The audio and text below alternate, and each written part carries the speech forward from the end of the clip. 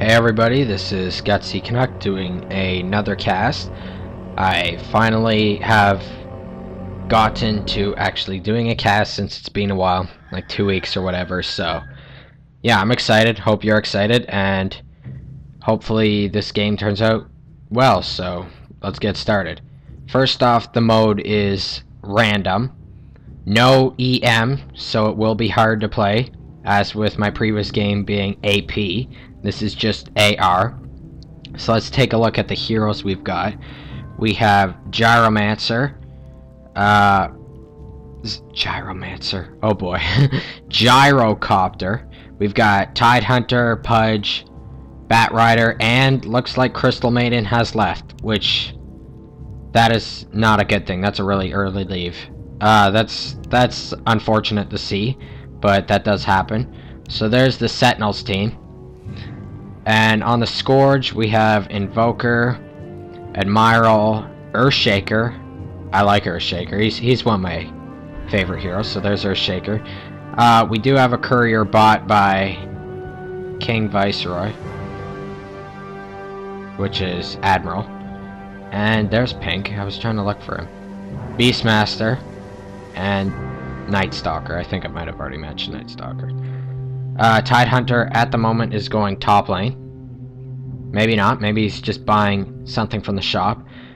Since it is just random, well, if you random anyways, you get extra gold when you random. I have put that in, I think, my extras video. If not, it'll be in my basics to the introduction. So if you haven't checked that out, do check that out. So with his extra gold, he has bought Ring of Health. In middle, we have Earthshaker and Invoker. And we have Beastmaster going top, along with his teammate, Night Stalker, versing Tidehunter, who's soloing that lane. Just like we have Batrider soloing this lane, which means that the other two, Sentinel, Pudge, and Gyrocopter, will be bottom, against the Scourge's solo Admiral. So far, looking pretty average. There we go. There was a deny there. Gyrocopter did deny. I'm gonna look at middle lane this game. So, we've basically Batrider as the solo, and Earthshaker and Invoker as the Scourges too. Now, the Sentinel is, although they're at a disadvantage with their lever, they are also at an advantage. They have 2 early game solo lanes, which is going to hopefully benefit them late game. They're gonna have to benefit from it, otherwise this game's over pretty much. They need their solos. So Batrider doing pretty good damage here. Although Invoker is a ranged hero, I think Batrider could do some more harass. See, like, he was harassing Earthshaker, but Invoker denying that harass and returning the favor to Batrider. Again, if you have a melee teammate in your lane, you want to help them out with experience as much as you can if you're a ranged hero. So harass the other hero so that your melee can get as much EXP as they can get, because they're going to need it.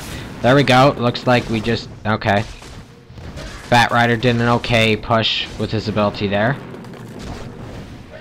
And he's harassing Earthshaker quite heavily. We've got Invoker going to check the rune. Batrider staying in his lane. Earthshaker, that's a bit too far of distance. There we go. He's got to get a bit closer if he wants any form of experience. Invoker has picked up the double damage rune, and I think Invoker is going to gank bottom. So I'm just going to watch Invoker for a second. Invoker can be a very dangerous hero if you go damage Invoker, which this one I think is going attack speed Invoker, which is fine. Similar thing, but with double damage, that's double the effort. Here we go, he's going for Gyrocopter.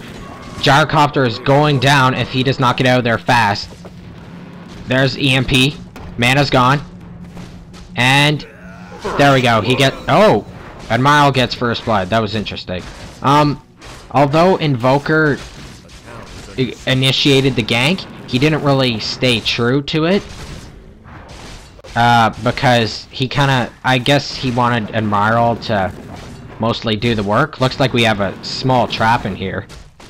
That was funny. But anyways, Invoker didn't really... He could have did that all by himself. Even with Pudge being there and possibly getting hooked, he could have still got Gyrocopter. But he took it a more safe approach, which is usually not a good idea to do. But in this case, the kill was pretty much theirs. So, it didn't give him the kill, which I guess is generous. But again, Invoker could have did more pressure and could have obtained that kill himself. Back to middle lane here, we've got Batrider and Invoker. Looks like Earthshaker left, giving Invoker the solo opportunity. Invoker did not get that kill during the gank, so he is technically not strong yet. They're still both at even levels.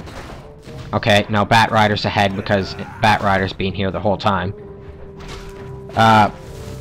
Good idea by Batrider to back out. You do not want to take on those creeps by yourself. No, it's hard to harass when you're both range. I mean, it is possible, but usually when you go to harass the other hero, the creeps will come after you, just by aggro and stuff. There's an EMP. Can he escape it? Yes, he did.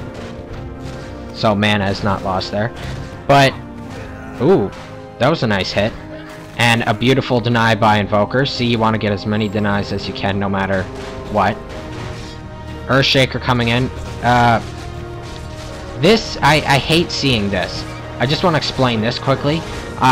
Whether it was intentional or not, when you get an illusion rune and you have clones, do not, like, if you're gonna do a gank, you would go in all together with your clones and stuff, but some people, they'll, like, go to another lane, and they'll send their 2 clones somewhere else to kind of, like, scare the opponents or whatever. When you send in 2, if the opponent sees 2 Earthshakers coming in, they're gonna know that both of them are illusions, unless if one has previously died, because players most likely they send in. Oh wait, hold on, I'm gonna interrupt. This is a beautiful.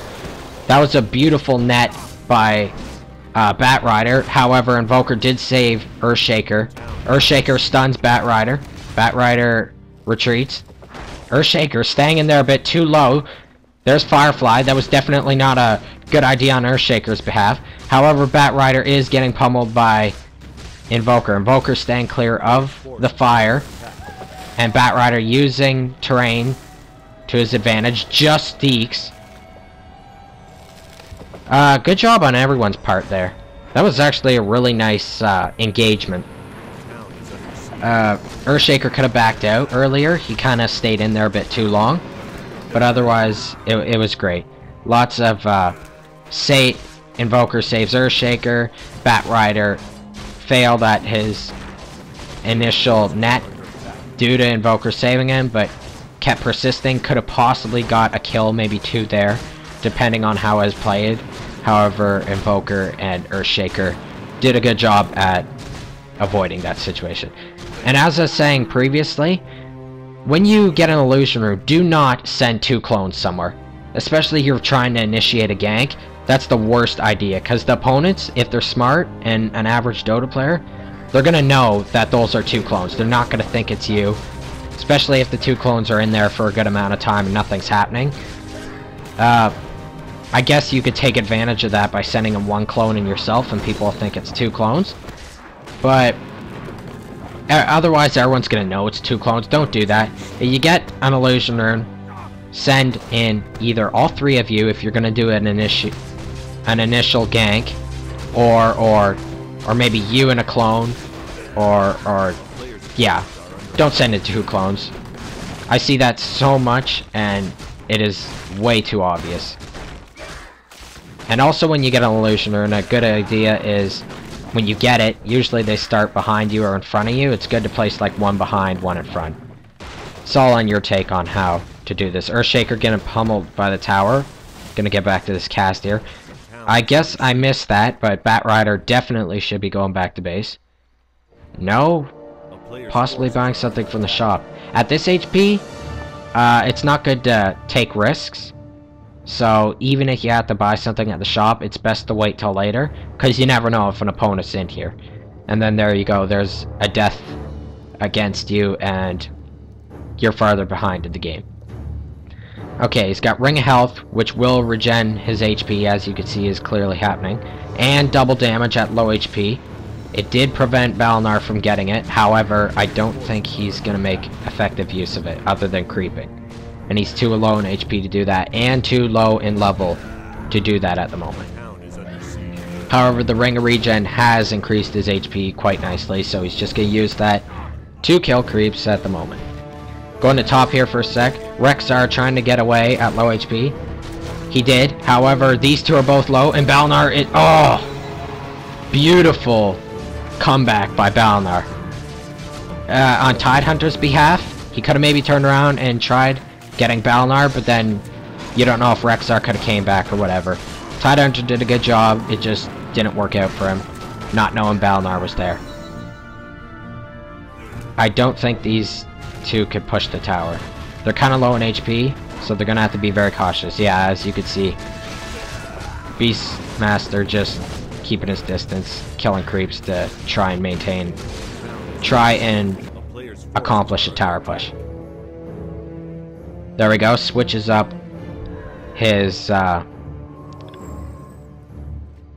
forget what you call those, whatever. Switches them up. We got Balnar and Evoker both together. They could possibly try and gank bottom. That's probably what they're gonna try.